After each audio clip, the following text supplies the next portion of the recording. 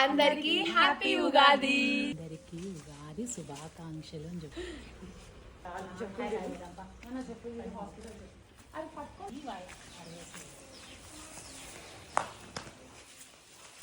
చూపి చూపి ఇదేందని బేనిషా బేనిషా కాయనా కదా ఉండు మను ఇట్లా గైస్ మా చెట్టు కాయ చూడండి. ఇంకా ఉన్నాయి ఇంకా చాలా ఉన్నాయి కానీ ఇదైతే పెద్దగా ఉంది. రాలుతాను మన ఉగాది పచ్చడికి ఇదే ఇప్పుడు మనం వాడుతున్నాం. సో కొద్దామా ఇంకా చేయబట్టుకోవద్దు నాన్న చేయబెట్ట